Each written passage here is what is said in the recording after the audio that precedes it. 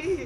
तो कहते थे आँख निकाल लूँगा, क्या सोच के इसको देख रहे हैं। और मेरे हस्बैंड उस दिन बेड पे पड़े हुए देखते रहे कि मेरी वाइफ का कोई दुपट्टा खींच रहा है। और जब मैंने उस आदमी को देखा ना तो वो मुस्कुरा रहा था। मैंने ऐसे दुपट्टा खींचा और मैं कुछ नहीं बोल पाई डर से कि मेरे हस्बैंड यहाँ पे है, मेरी माँ यहाँ। दस्ती मुझे अंदर भेजा और 37 से 74 मैंने कर दिया 10 मिनट में। मेरे बाबू का ऑक्सीजन लेवल मैंने बढ़ा दिया। उसके बाद इन लोगों ने मुझे बोला, मैंने बोला सर अटेंड आ ही नहीं रहा था। जब बहुत कम हो गया तब वो डॉक्टर आए और पाइप लगाया। मेरे हस्बैंड तुरंत में जिंदा हो गए। उसी दिन से उनके दिमाग में वो ऑक्सीजन की किल्लत का डर बैठ गया सर। बहुत क्या क्या हुआ है, किस अस्पताल में हुआ है? सर हम लोग नोएडा में रहते हैं, मैं और मेरे हस्बैंड। अभी होली में हम लोग बिहार आए हुए थे सर, होली मनाने के लिए पूरी फैमिली का गेट टुगेदर था। 9 अप्रैल को मेरे हस्बैंड की तबीयत ख़राब हुई, फीवर हुआ उनको काफ़ी तेज़। हमने कोरोना का 2-2, 3-3 बार टेस्ट करवाया, नेगेटिव आया। RT-PCR के लिए दिया तो वहाँ पे भागलपुर में थे हम लोग। वहाँ पे 1 दिन 2 दिन वेट करते करते 10 दिन तक रिपोर्ट नहीं आया। फिर हमने नोएडा के एक डॉक्टर हैं उनसे कंसल्ट किया, वीडियो कंसल्टेशन से। उन्होंने बोला कि CT चेस्ट करवाना है। हम लोग भागलपुर गए और CT चेस्ट करवाए तो उसमें उनका इन्फेक्शन आया। 60% लंग्स उनका उसमें इन्फेक्टेड था, डैमेज नहीं था, इन्फेक्टेड था बस। बाकी लंग्स का हर चीज़ परफेक्ट था, सारा चीज़ नाक का, गले का सब कुछ नॉर्मल था, उसमें रिपोर्ट में था। फिर हम लोग नेक्स्ट डे ग्लोकल हॉस्पिटल है भागलपुर में, ग्लोकल हॉस्पिटल लेके आए। वहाँ पे एडमिट कराया हमने ICU में। मेरी मदर की भी तबीयत ख़राब थी, मेरी मम्मी और मेरे हस्बैंड दोनों एक साथ एडमिट हुए। वहाँ पे इतनी लापरवाही हुई उनके साथ, इतनी लापरवाही हुई। डॉक्टर्स आते थे बस विजिट के लिए, 10 मिनट देख के गए। उसके अलावा जितने भी वहाँ पे नर्स थे, कंपाउंडर्स थे, सारे के सारे जल्लाद थे सर। कोई दवाई तक नहीं देना चाहता था पेशेंट। मेरी मदर टचवुड बेटर कंडीशन में थी थोड़ी, मेरे हस्बैंड बोल भी नहीं पा रहे थे उस समय तक। इशारे से पानी का ऐसे ऐसे बताते थे लेकिन कोई उनको पानी नहीं पिलाता था सर। वो मुझे हार के फ़ोन करते थे कि पानी पिला दो। जब मैं अंदर जाती थी तो ये लोग हल्ला करते थे कि क्यों जा रहे हो अंदर। फिर भी मैं जाके उनको पानी पिलाती थी, जूस पिलाती थी। रेमडेसिविर इंजेक्शन का नाम आप लोगों ने अभी तक सबने सुन लिया होगा कि कितनी मुश्किल से मिल रहा है। डॉक्टर ने वहाँ सजेस्ट किया, मेरे 2-2 पेशेंट थे वहाँ, हमने बहुत मुश्किल से अरेंज किया। जब वो इंजेक्शन मिला तो एक दिन रात को जब इंजेक्शन देने लगे, हाफ इंजेक्शन फ्लोर पे गिरा दिया उन्होंने। हमने कहा कि इतना महंगा इंजेक्शन है, इसी का असर होके ठीक होते ये आपने कैसे गिरा दिया। उन्होंने कहा कि 50,000 का भी गिरा देता ना तो तुम कुछ नहीं कर पाती अभी। हम लोग चुपचाप वहाँ से सर हट गए। थोड़ी देर बाद वहाँ पे मेरे हस्बैंड को मैंने देखा कि उन्होंने 2-3 बार पॉटी किया था, यूरिन पास किया था, कोई क्लीन करने नहीं आ रहा था सर। 6 घंटे से वो उसी गंदगी पे पड़े हुए थे। उन्होंने मुझे फिर फ़ोन किया, बस फ़ोन कर पाते थे सर, बोल भी नहीं, बस मिस्ड कॉल आती थी, मैं समझ जाती थी कि कुछ परेशानी है उनको। जब मैं गई तो मैंने देखा पूरे गंदे बेड पे मेरे हस्बैंड 6 फीट 2 इंच के सर, पूरे गंदे पे वो सोए हुए थे सर।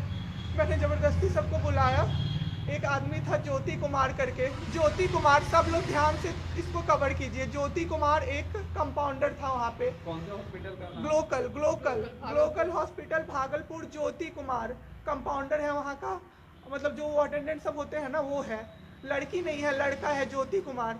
उसको मैंने रिक्वेस्ट किया कि भैया प्लीज़ आप मेरे हस्बैंड की मदद कर दीजिए, रात में ये लोग रुकने नहीं दे रहे हैं मुझे अपने पास, इनके पास। उसने बोला ठीक है ज़रूर मदद करूँगा, ये कह के, और मैं अपने हस्बैंड से बात करने लगी, इशारे से ही वो बात कर रहे थे, मैं बोल रही थी। अचानक से मेरा दुपट्टा खिंचाया बहुत ज़ोर से। मैंने सोचा क्या हो रहा है, जब मैंने पीछे मुड़ी तो मेरे कमर पे उस आदमी का हाथ था और मेरा दुपट्टा वो ज्योति कुमार खींच रहा था। मेरी माँ पीछे से चिल्लाई, मेरे हस्बैंड ऐसे ऐसे होने लगे, पूरा पसीना उनको चल गया, कुछ बोल नहीं पा रहे थे वो।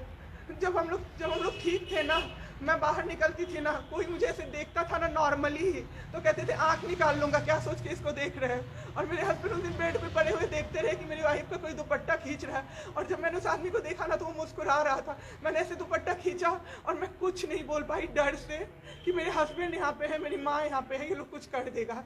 इस डर से मैं कुछ नहीं बाहर निकली। मैं बाहर निकल के मैं दम से बैठ गई। वो आदमी मेरे पास फिर आया, मुस्कुरा के बोला मैं ध्यान रखूँगा। मैंने बोला ठीक है भैया आप ध्यान रखना। मैंने कुछ नहीं बोला उसको, कुछ भी नहीं।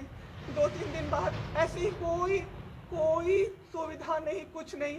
मेरे हस्बैंड की तबीयत उस दिन से बिगड़ी जब रात के 2 बजे में मेरी मदर के बगल वाले बेड पे एक अंकल, मास्क उनका हट गया था और वो अंकल चिल्ला चिल्ला के नर्स को बुला रहे थे और मेरी मम्मी चिल्ला रही थी, जल्दी आइए ये मर जाएंगे, जल्दी आइए ये मर जाएंगे। कोई नहीं आया और अंकल ने दम तोड़ दिया।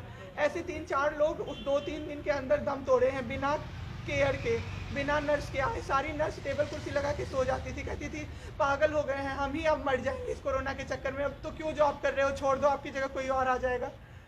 उसके बाद वहाँ से बाई पैप वहाँ उस हॉस्पिटल में नहीं अवेलेबल था। मेरे हस्बैंड की तबीयत एक दिन बहुत ख़राब हो गई, उन्होंने मायागंज रेफ़र कर दिया, भागलपुर मायागंज हॉस्पिटल। हम लोग अभी मायागंज आए, मायागंज की और हालत ख़राब, ICU में 4 बेड था। मेरे हस्बैंड के बगल वाले बेड पे 4 लोग 6 से 7 घंटे में 4 लोग ख़त्म हुए। क्यों ख़त्म हुए? वो नर्स को बुला रहे थे, सिस्टर आ जाओ, दिक्कत हो रही है, दिक्कत हो रही है, और सिस्टर नहीं आती थी। एक अंकल तो बुलाते बुलाते उलट के गिर गए, पूरा सर फूट गया, ब्लड और मर गए वो अंकल वहीं पे। इतना मेरे हस्बैंड डर गए। शाम होते होते मेरे हस्बैंड की तबीयत अचानक से ख़राब होने लगी, पूरा ये सब ड्राई हो गया, एक लेयर वाइट कलर का जम गया उनके ऊपर, बहुत ज़्यादा तबीयत ख़राब हो गई। हम लोगों को समझ में नहीं आ रहा था कि हो क्या रहा था। अचानक से मेरे दिमाग में आया ना, बुलाते रहे, नहीं डॉक्टर को कम से कम 5-6 बार मेरी बहन बुलाने गई है, क्योंकि कोई डॉक्टर था ही नहीं ड्यूटी। कब हुई आपके हस्बैंड की डेथ में? परसों। सुनिए मेरी बात, पहले पूरी कहानी मेरी सुनिए। मेरी बहन 5 बार 6 बार गई है बुलाने डॉक्टर को मायागंज में, तो डॉक्टर क्या कह रहे हैं, यार रात में भी सोने नहीं दोगे, रात में भी सोने नहीं दोगे। जब हमने देखा जाके सर, तो लाइट ऑफ, इमरजेंसी के नाइट डॉक्टर्स का लाइट ऑफ, और सब नीचे बिछा के मूवी देख रहे हैं और सो रहे हैं, और दरवाज़ा तक नहीं खोला सर। मेरे हस्बैंड की ऐसी हालत हुई, जब मेरी दीदी बहुत जाके चिल्लाई, तब एक डॉक्टर आए वहाँ से, तो उन्होंने देखा क्या कि मास्क, उन्होंने ऐसे मास्क लगा होता है ना, उसमें एक ऑक्सीजन सप्लाई का पाइप होता है ना, वो पाइप ही नहीं लगाया था सर, बस मास्क लगा के छोड़ दिया था, ऑक्सीजन सप्लाई आ ही नहीं रहा था। जब बहुत कम हो गया तब वो डॉक्टर आए और पाइप लगाया, मेरे हस्बैंड तुरंत में जिंदा हो गए। उसी दिन से उनके दिमाग में वो ऑक्सीजन की किल्लत का डर बैठ गया सर। 7 घंटे बिना ऑक्सीजन। 7 घंटे बिना ऑक्सीजन के रहे सर, लड़ते रहे। फिर उस दिन इतना वो डर गए, वो बोले नहीं अब हमको कहीं बाहर लेके चलो। दिल्ली में सर हमने बेड का किया, बहुत पता नहीं था, दिल्ली में कहीं भी जगह नहीं था। हम पटना आए, राजेश्वर हॉस्पिटल में सर पटना आए, यहाँ पे इन्होंने कहा ICU में अटेंडेंट नहीं अलाउड है, नहीं जाओगे आप। मेरे हस्बैंड रोने लगे कि मेरी वाइफ को बस भेज दो, वो रहेगी तो मैं ठीक हो जाऊँगा। इन लोगों ने नहीं अलाउ किया सर। आज मैंने देखा, एम्बुलेंस से हम लोग भागलपुर से पटना आए थे राजेश्वर, रास्ते में उनको 3 बार पॉटी हुई थी सर, उसी गंदे बेड पे उनको 4-5 घंटे राजेश्वर में सुलाया रहा। मैं 10 बार जाके बोली बाहर से कि सर प्लीज़ बेड क्लीन कर दीजिए, वो हम लोग देख लेंगे ना। एक डॉक्टर निकले, मैंने बोला, वो मेरे हस्बैंड अंदर से ना बोल नहीं पा रहे थे, अंदर से ऐसे कर रहे थे, बुला रहे थे सबको। मैंने कहा सर वो बुला रहे हैं किसी को बाहर से, तो एक डॉक्टर मुझे कहता है अरे छोड़िए ना, वो छोड़ा तो ऐसे ही बौखला रहा है जब से आया है। मैं उस समय कुछ नहीं कर पाई सर। उसके बाद उनका ऑक्सीजन लेवल जब 37 हो गया, तब मेरे साथ मेरी दीदी थी, मेरे जीजा जी थे और मेरे जेठ थे। तब मैंने अपने जीजा जी को बोला कि अब मेरे से नहीं रहा होगा, मुझे किसी तरह से अंदर भिजवाइए। तब उन्होंने ज़बरदस्ती मुझे अंदर भेजा और 37 से 74 मैंने कर दिया 10 मिनट में। मेरे बाबू का ऑक्सीजन लेवल मैंने बढ़ा दिया। उसके बाद इन लोगों ने मुझे बोला, मैंने बोला सर अटेंडेंट अलाउड है, सारे के अटेंडेंट बैठे हुए थे। तो एक डॉक्टर ने मुझे बोला अटेंडेंट अलाउड नहीं रहेंगे तो कैसे काम चलेगा, सब तो कोरोना से बीमार पड़ रहे हैं, हम लोग कितना देखें, हम लोग क्या मर जाए खांसते खांसते सबको देख के, बैठिए चुपचाप और देखिए। 15 दिन तक सर एक टेबल पे एक लगातार मैं बैठी हूँ। आज 1 महीना पे मैंने ब्रश किया है सर, 1 महीने पे ब्रश किया है मैंने। बाबू को बहुत ठीक कर दिया, इतना स्ट्रॉ लगा के सर, मास्क के अंदर से स्ट्रॉ लगा के बाबू को मैंने जूस, दाल, रोटी सब कुछ पिलाया सर। इतने ठीक हो गए ना कि जो डॉक्टर फर्स्ट डे बोला था ये बचेगा नहीं, वो डॉक्टर सर 3-4 दिन बाद कहता है टचवुड क्या कर दिया आपने इनके साथ, ये तो एकदम ठीक हो गए, गजब का फाइट दिया आप दोनों ने मिलके। मुझे क्या पता था कि मैं फाइट दे रही हूँ और ये लोग मेरे बाबू को ख़त्म कर देंगे। इतना ऑक्सीजन का किल्लत सर, मेरा बाबू डर गया बहुत ज़्यादा। ऑक्सीजन सिलेंडर देखता था और कहता था हाँ वो ख़त्म हो जाएगा, वो ख़त्म हो जाएगा। मैं कहती थी नहीं ख़त्म होगा बाबू। 1.5 घंटे के लिए सर ऑक्सीजन सप्लाई बंद रहता था। बाद में हमें पता चला ये लोग ब्लैक मार्केटिंग कर रहे हैं अंदर में ऑक्सीजन सिलेंडर का। जो अस्पताल वाले हैं ना, वो ऑक्सीजन सप्लाई बंद कर देते थे ताकि बेचैन होके लोग खरीदें उन्हीं से। हम भी खरीदे सर, मैंने भी खरीदा, क्या करते हमें भी तो चाहिए था। परसों सर सुबह में हमारे पास एक ही सिलेंडर था, पाइपलाइन बंद हो गया, मेरे हस्बैंड को पाइप लगा हुआ था, उनको 2 सिलेंडर से जाना था, एक ही सिलेंडर था, सिलेंडर मांगते मांगते कहीं नहीं मिला सर, मेरे हस्बैंड खत्म हो गए, मेरे हस्बैंड खत्म हो गए सर, मेरा बाबू चला गया हमको छोड़ के। आपके साथ जो यहाँ पे भी सर, यहाँ पे राजेश्वर में डॉक्टर अखिलेश गंदे गंदे इशारे कर रहा था मुझे सर, चलता था ना तो मुझसे सट के क्रॉस करता था सर, मैं इग्नोर कर देती थी कि मेरा हस्बैंड है यहाँ पे, वरना अगर बाहर होता चप्पल खोल के मैं मारती सर ऐसे इंसान को। वहाँ पे मायागंज हॉस्पिटल में डॉक्टर्स, कोई भी डॉक्टर नहीं आता है, कोई सीनियर डॉक्टर नहीं, जूनियर डॉक्टर नहीं, और पेशेंट की सिर्फ एंट्री कर देते हैं कि फिजियोथेरेपी किया गया, ये मेरे बाबू नाक का क्या करते हैं, नेबुलाइज किया गया, 4 बार नेबुलाइज किया गया, कोई चीज़ नहीं होती है, सिर्फ पेशेंट की एंट्री कर देते हैं। एंट्री सब किया हुआ रहता है, ये बड़े डॉक्टर आए, ये बड़े डॉक्टर आए, उन्होंने पेशेंट को देखा, नेबुलाइज किया, फिजियोथेरेपी हुआ, पेशेंट को कुछ नहीं, मतलब सीपैप पे पड़ा हुआ पेशेंट, और उसको देखने के लिए 24 घंटे में कोई नर्स नहीं आती है, रूम बंद करके, और सब सोते रहते हैं। दरवाजा ठकठकाइएगा तो चिल्ला के बोलेगी दूर भागो यहाँ से, कोरोना पेशेंट के यहाँ से आई हो, हम लोग अभी रात में नहीं आ सकते, हम लोग क्या मर जाए पेशेंट के लिए? कोई नहीं आता है, कोई नहीं आता है देखने के लिए किसी को। ये लोग